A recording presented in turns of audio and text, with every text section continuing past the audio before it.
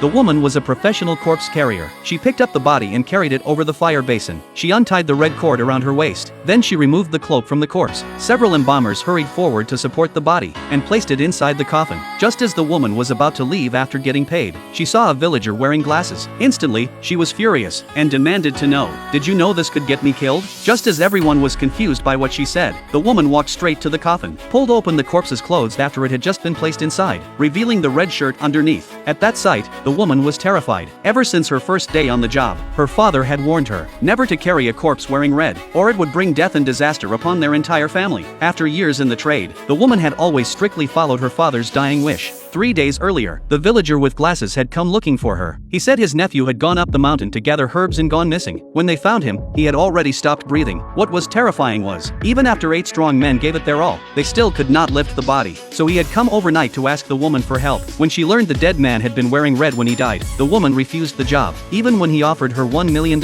she still would not agree. The villager could only leave cursing under his breath. Their conversation earlier had been overheard by the woman's greedy mother and younger brother. In order to get her son married as soon as possible, the mother had thrown her husband's warning to the wind and said she had a way to make the woman take the job. The next day, a lady came looking for the woman. She said her son had died in an accident up in the mountains and begged the woman to carry him home. After confirming the dead man was not wearing red, the woman took the job. Then, the woman followed the lady to where the accident had happened and confirmed once again that the corpse was not wearing red. The woman had a bad feeling, but since she had already accepted the job, she did not think much of it. When the family saw how young she was, they did not believe she could carry the corpse back. After all, even 8 strong men could not lift it. Unexpectedly, after the woman's movements, the corpse actually stood upright in a strange way. Then, she took out a black cloak and covered the body with it, and used a specially made red cord to tie herself and the corpse together. The next second, a miraculous thing happened. Everyone was stunned in amazement. After that, the woman carried the dead man home and successfully placed him in the coffin. But just as she was preparing to leave, she saw the villager she had rejected that night. The woman realized she had been deceived. When confronted by the woman, the villager said all of it was her mother's idea. They had only paid someone to do the job. The woman went home and confronted her mother.